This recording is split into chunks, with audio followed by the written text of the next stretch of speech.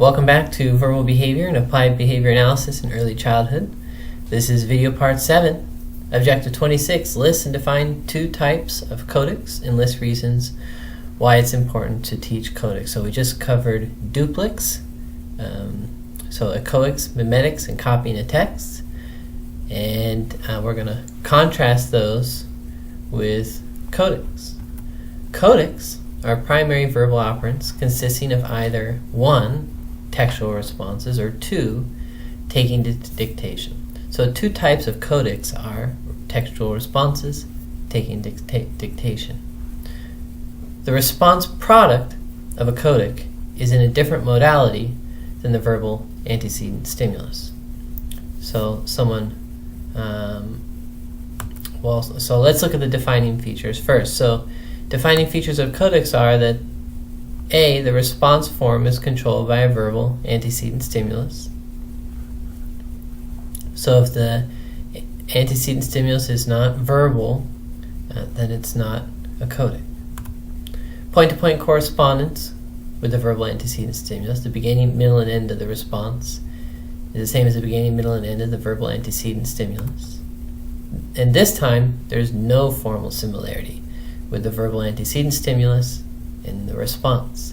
So that's the difference from duplix. With duplix, there is formal similarity between the verbal antecedent stimulus and the response. And it's maintained by generalized condition reinforcement, meaning a variety of condition reinforcers can maintain any given codec. Variable features of codecs are the physical characteristics such as volume, speed, or the font type of stimuli or response products.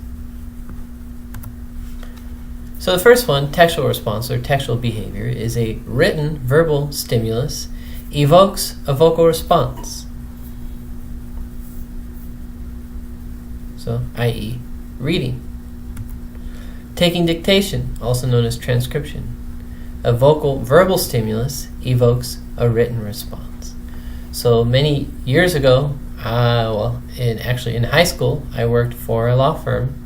I was an administrative assistant, and one of my jobs was to transcribe the attorney's legal notes. So the attorney would have a tape recorder, and they would record their legal notes, and then they would give me the tape, and I would put on headphones and go on the computer, and I would type out what they say into some legal forms. So I was taking dictation. I was doing transcription. I was hearing what the attorneys said, and then I was typing or writing the response. Either way, it's still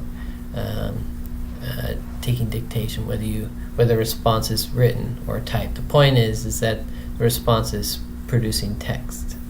Okay, so textual behavior, a written verbal stimulus evokes a vocal response. Taking dictation is the other way, right? A vocal verbal stimulus evokes a written response. Big difference between duplix and codecs is no formal similarity. Textual responses are important to teach because when a generalized repertoire is taught, the learner can read a potentially infinite number of new texts. And reading text is, of course, a prerequisite for reading comprehension. A generalized transcription repertoire allows for a student to quickly spell new words, to edit their writing, to record information to refer to in the future, and to produce novel text that can be edited by others. A generalized codec repertoire is essential for social, academic, and occupational success. Here are examples of textual responses. Saying S in the presence of the letter S. Saying snake in the presence of the printed word, snake. Non-examples of textual responses. Saying elephant when you hear the word. Hearing the word means the stimulus is an auditory stimulus, not a printed word, so it can't be a textual response. Writing elephant when you hear the word. Again, the verbal antecedent stimulus is the sound of the word, so it's not a textual antecedent stimulus. Examples of transcription. Writing mouse when you hear the word. Vocal verbal antecedent stimulus is evoking a written response that has point-to-point correspondence but no formal similarity. Right? Writing 6 when you hear the number. Someone says the number and you write it down. So there's no formal similarity there. And you're writing what you hear. So the spoken word 6 evokes a written response 6. And then non-examples of transcription. Writing glorious when you see the printed word. Right? That's copying a text. That's a duplicate. Signing wow when you hear the word. Signing is neither a textual response nor transcription. Right? Because the response is not vocal and the response product is not a written word or a typed word. Okay, objective 27, identify and discriminate between examples and non-examples of textual responses in taking dictation. So ASR 55, taking dictation is A, reading what you wrote, B, saying what you wrote, C, writing what you say, or D, writing what someone else says. A couple more seconds. All right, I'll close the poll, and the answer is D, writing what someone else says. ASR 56, textual behavior is A, reading text, B, reading lips, C, writing what you hear, or D, reading what you think. Couple more seconds. All right, I'll close the poll. The answer here is A, reading text. ASR 57, saying the cow jumped over the moon in response to the text printed on the page. A, textual, B, taking dictation, C, echoic, D, none of the above.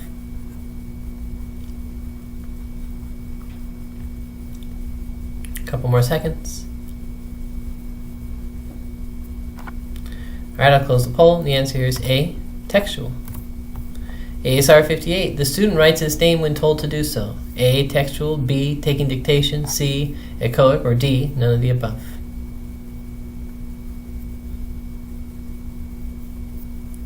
Couple more seconds.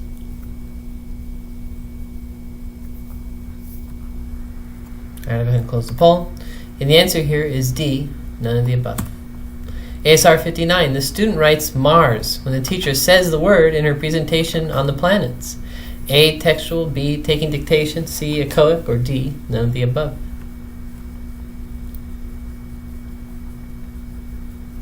Couple seconds. All right, I'll close the poll. The answer here is taking dictation. All right, objectives 28, discriminate between examples and non-examples of codics and duplics. 29, define intraverbal. 30, list reasons why it's important to teach intraverbals. 31, identify and discriminate between examples and non-examples of intraverbals. And then 32, define tact. So let's discriminate between examples of codics and duplics. ASR 60, which is not a duplicate? A, textual, B, mimetic, C, echoic, or D, copying a text.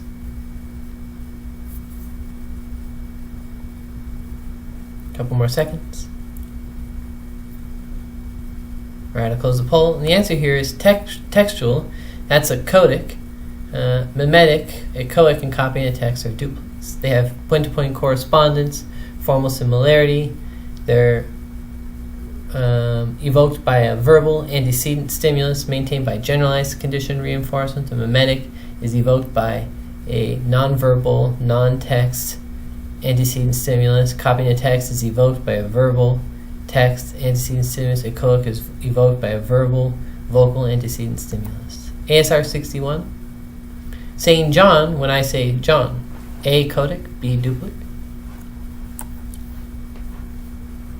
A couple more seconds. All right, I'll close the poll. And the answer here is B, duplicate.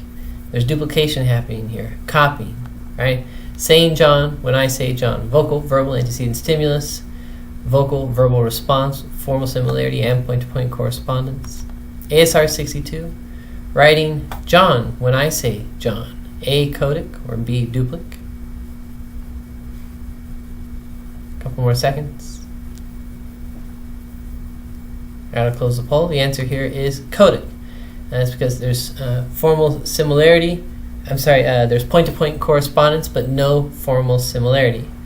So I say John, that's a vocal, verbal antecedent, and then it evokes writing John. The response product is text. So that's transcription. That's a codic. ASR 63, signing John when I say John. A, codic, B, duplic.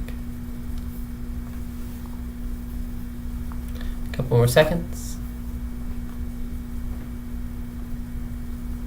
Gotta go ahead and close the poll. And the answer here is codic. Not duplic. There's no formal similarity there. ASR 64, signing John when I sign John. A, codic, or B, duplic.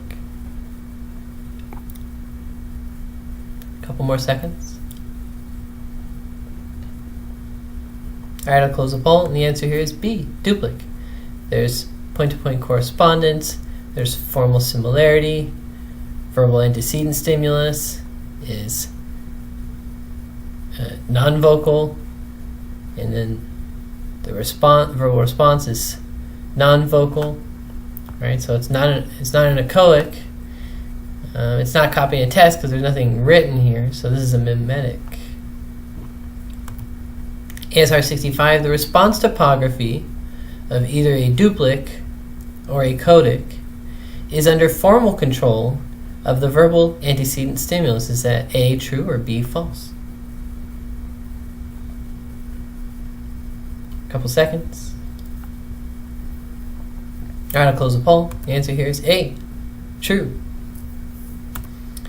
Alright, so let's do a summary so far.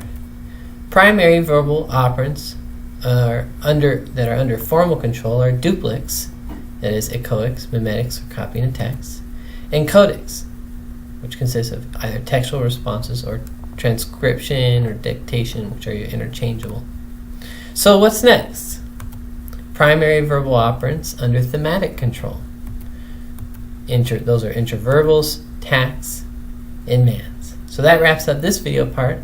I'll see you in the next video part for Objective 29.